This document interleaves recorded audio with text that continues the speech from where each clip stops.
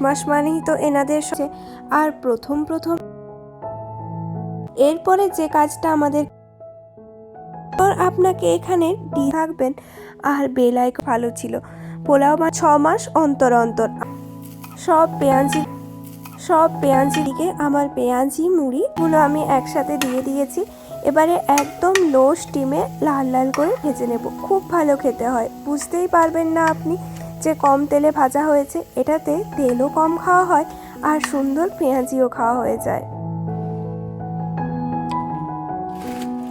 মিউনিসিপ্যালিটিতে যাওয়ার পর ওনারা আপনার বায়োমেট্রিক্স নেবেন আর অবশ্যই আপনাকে জিজ্ঞাসা করবেন আপনি কেন এসছেন, কি প্রয়োজন, কতদিন থাকবেন, এরকম নানান কোশ্চেনের উত্তর দিতে হবে।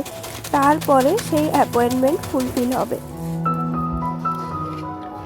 এই মুড়িটা এবারেই নতুন এনেছি আর এত ভালো খেতে, আমি তো খেয়েই অবাক। এরম মুড়ি তো আমাদের ওইখানে পাওয়া যায় ঠিক ওরম, শুধুমাত্র নুনটা নেই। টিভিতে ওইদিকে নিউজ চলছে আর এই কেমন আছেন আপনারা সবাই? আশা করি ভালোই আছেন। আমার নতুন একটি ব্লগে আপনাদের সবাইকে স্বাগত জানাই। আজকে রবিবার, ঘড়িতে সময় বিকেল 4টা। এখন আমি একটু পেঁয়াজি বানাচ্ছি। আজকে একদম বাড়িতে দেশি স্টাইলের মুড়ি আর পেঁয়াজি খাওয়া হবে, যেটা আমরা সেই ছোট্টবেলা থেকে খেয়ে অভ্যস্ত। তাহলে চলুন আজকের ভিডিওটা শুরু করি। আজকে ভাবলাম আপনাদের সাথে আমার সেই প্রথমের দিনগুলি নিয়ে একটু কথা বলি। আজকের ভিডিওটা একটু অন্যরকম হতে চলেছে। বিশেষ করে আজকে আমি আপনাদের সাথে শেয়ার করে নেব যে ইন্ডিয়া থেকে নেদারল্যান্ডে আসার পর কি কি গভর্নমেন্ট রিলেটেড কাজ যেগুলো আমাদেরকে করতেই হবে আর যেগুলো আমাকেও করতে হয়েছে। টমেটো আর গাজর আর প্রথম আসার পর সেইগুলো করতেই আমার তো নাজেহাল অবস্থা।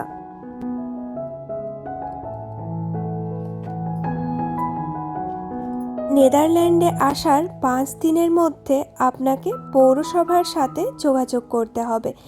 মেনলি আপনাকে মিউনিসিপ্যালিটিতে গিয়ে রেজিস্ট্রেশন করতে হবে। এটি আপনার সবচেয়ে গুরুত্বপূর্ণ কাজ। এই রেজিস্ট্রেশনের মাধ্যমে আপনি একটি নাগরিক পরিষেবা নম্বর পাবেন, যাকে এখানে বিএসএন নাম্বার বলা হয়, যা নেদারল্যান্ডসে বসবাস করার জন্যে এবং কাজ করার জন্যে অপরিহার্য। আপনার রেজিস্ট্রেশনের 10 থেকে 12 দিনের মাথায় ওনারা আপনাকে বিএসএন নম্বর প্রোভাইড করবেন।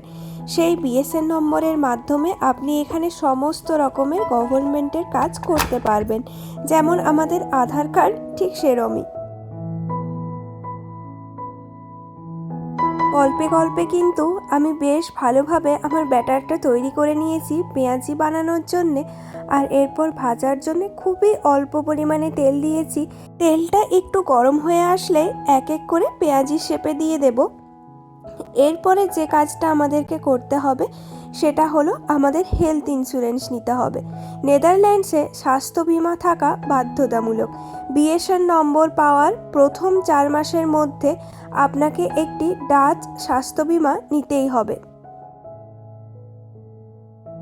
নেদারল্যান্ডসে আসার মোটামুটি 4 মাসের মধ্যে আমাকে আমার অ্যাড্রেস নথিভুক্ত করতে হয়েছিল পৌরসভাতে। এখানে এটা ঘিমান্তে নামে পরিচিত। আর আপনি যে শহরে থাকবেন সেই শহরের মিউনিসিপ্যালিটি ওয়েবসাইটে গিয়ে প্রথমে অ্যাপয়েন্টমেন্ট নিতে হবে। এখানে যাওয়ার আগে কিন্তু প্রচুর ডকুমেন্টস নিয়ে যেতে হয়, সেই সমস্ত কিছু আগের থেকে কালেক্ট করে রাখবেন। আর যে বাড়িতে আপনি ভাড়া নিয়ে আছেন বা কিনেছেন সেই বাড়ির অ্যাড্রেস, বা সেখানে যদি ভাড়া থাকেন তাহলে যার কাছ থেকে ভাড়া নিয়েছেন তার কাছ থেকে যে একটা সম্মতি, সেই সমস্ত অনেক কিছু লাগে, সেই সমস্ত কিছু নিয়ে যেতে হবে। আমি একবার প্রথম দিন নিয়ে গিয়েছিলাম, আমার কাছে কিছু একটা মিসিং ছিল, যার জন্য পরে আরও একবার অ্যাপয়েন্টমেন্ট নিয়ে যেতে হয়। এদিকে আমার পেঁয়াজি মুড়ি একদম তৈরি। এরপরে জাস্ট ওপর থেকে একটু চানাচুর দিতে হবে আর পেঁয়াজ। এরপরে আরও একটি গুরুত্বপূর্ণ কাজ হলো আপনার টিবি টেস্ট। ভারত থেকে আসার কারণে আমাদের এই টেস্ট করা বাধ্যতামূলক। কিছু কান্ট্রি আছে যেগুলো টিবি মুক্ত সেখানে এই টেস্ট করার প্রয়োজন হয় না। তবে নেদারল্যান্ডসে আসা 3 মাসের মধ্যে আপনাকে অবশ্যই জিজিডি এর টিবি ডিপার্টমেন্টে গিয়েই পরীক্ষাটি করাতে হবে। দেশের অন্য কোনো হাসপাতাল বা ডাক্তারের কাছে এই পরীক্ষা করালে তা কিন্তু গ্রাহ্য হবে না। রেসিডেন্ট পারমিট বা আরপির যখন আপনি আবেদন করবেন আইএনডিতে গিয়ে, তখনই তারা আপনাকে একটা ফর্ম দেবে। সেই ফর্মটি পূরণ করে আপনাকে জিজিডিতে যেতে হবে।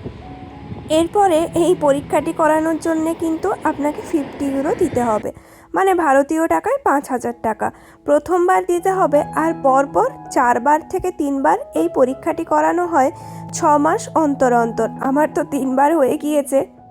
যদি আপনি নির্ধারিত 3 মাসের মধ্যে টিবি পরীক্ষা না করান, তবে আইএনডি আপনার বসবাসের অনুমতি বা রেসিডেন্ট পারমিট যেটা দিয়েছেন সেটা কিন্তু বাতিল করে দিতে পারেন।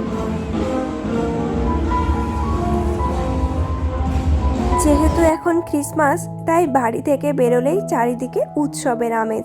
সেই আমেজেই গা ভাসাতে আমরা বিকেলের দিকে একটু বাইরেই বেরিয়েছি। ওই যে দূরে দোকানগুলো দেখছেন, কি অসাধারণ সুন্দরভাবে সাজিয়েছেন, তাই না? আর ক্রিসমাস মানেই তো এনাদের সবচেয়ে বড় উৎসব, তাই সব জায়গা সত্যিই দেখার মতো হয়, চোখ ফেরানো যায় না। আজকে আমরা এসেছি একটু প্রাইমার্কেই। এখানে টুকটাক কিছু জিনিসপত্র দেখার আছে, তার মধ্যে সবথেকে ইম্পর্টেন্ট হলো একটা জ্যাকেট। বাড়ির থেকে একদমই সামনে, তাই মাঝে মধ্যে ইচ্ছে হলেই একটু চক্কর দিয়ে আসা হয়, এই আর কি। দেখুন বাড়িতেও চলে এসেছি।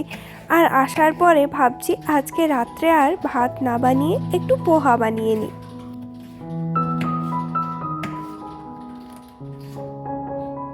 এরপর আপনাকে এখানে ডিজিআইডি বা ডিজিটাল আইডেন্টিটি নিতে হবে। এর মাধ্যমে আপনি ডাচ সরকারের অনলাইন পরিষেবাগুলোতে লগ ইন করার জন্য আপনার ডিজিটাল পরিচয়পত্র তৈরি হবে। বিএসএন নাম্বার পাওয়ার পরেই আপনাকে ডিজিআইডি ওয়েবসাইট থেকে এর জন্য আবেদন করতে হবে। এগুলো তো বাধ্যতামূলক কাজ। এছাড়াও ব্যাংক অ্যাকাউন্ট খোলা, বিদ্যুৎ, গ্যাস এবং ইন্টারনেট পরিষেবা, বাচ্চাদের ক্ষেত্রে স্কুলে রেজিস্ট্রেশন বা ড্রাইভিং লাইসেন্স রূপান্তর, এগুলো টুকটাক কাজ আপনার ইচ্ছে হলে আপনি করতে পারেন, না হলে প্রয়োজন নেই। মিউনিসিপ্যালিটিতে রেজিস্ট্রেশন বা টিবি টেস্ট এগুলো যদি আপনি না করান, তাহলে কিন্তু আপনি আইনি জটিলতাতেও পড়তে পারেন বা অনেক টাকা জরিমানা দিতেও হতে পারে, বা আপনার আইএনডি থেকে এখানে যে বসবাসের ওনারা ছাড়পত্র দিচ্ছেন সেটা বাতিলও হয়ে যেতে পারে। তা অবশ্যই খেয়াল রাখবেন এই সমস্ত বিষয়গুলোতে নেদারল্যান্ডসে আসার পর। চিড়ের পোলাও বানাবো, তার জন্য চিড়ে নিয়ে নিলাম। আর এই চিড়েগুলো বেশ ভালো ছিল, পোলাও বানানোর সময় একদমই ভেঙে যাচ্ছিল না। আর এরপর একটু কড়াইতে ফোড়ন হিসেবে দিয়ে দেব জিরে, এলাচ একটা, আর বেশি কিছু দেওয়ার দরকার নেই। যে কোনো সাউথ ইন্ডিয়ান খাবারের ক্ষেত্রে এই ফোড়নটা বেশ ইম্পর্ট্যান্ট। অনেক কিছু ফোড়নে দিলে বেশ ভালো একটা ফ্লেভার আসে। যেমন এখানে আমি দিচ্ছি ওই ছোলার ডাল, বাদাম, বিউলির ডাল, কারি পাতা, শুকনো লঙ্কা, জিরে, আর দিয়ে দেব সর্ষে। এই সমস্ত কিছু মিলে অসাধারণ একটা ফ্লেভার উৎপন্ন হয়।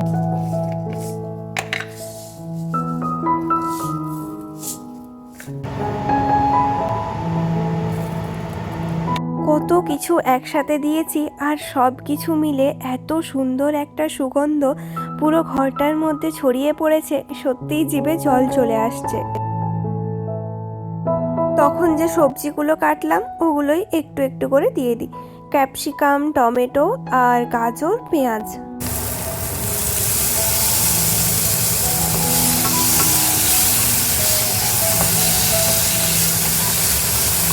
একটু জাস্ট সফট হয়ে আসলে আমি কিন্তু চিড়েটা দিয়ে দেবো, কারণ বেশি ভাজার দরকার হয় না, একটু ক্রাঞ্চি থাকলেই বেশ ভালো লাগে।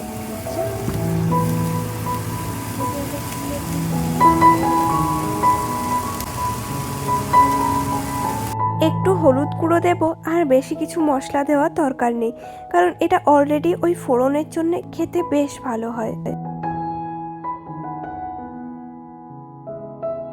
ক্যাপসিকাম টমেটো একটু সফট হয়ে আসার পর পেঁয়াজ আর রসুন এর মধ্যে দিয়ে দেব। এরপর চিড়েটা দিলেই আমার পোহা একদম রেডি। তাহলে চলুন আজকে এর সাথে আমার ভিডিওটা শেষ করলাম। যদি আমার ভ্লগ আপনাদের ভালো লাগে তাহলে অবশ্যই লাইক কমেন্ট আর শেয়ার করবেন। দেখা হবে পরের নতুন একটি ভিডিওতে। ততক্ষণের জন্য সবাই ভালো থাকবেন আর বেল আইকনটা ক্লিক করে দেবেন, যাতে আমার নতুন সমস্ত ভিডিওর আপডেট আপনারা পান। A faster and sharper response time. Because despite the calm on the border, India and China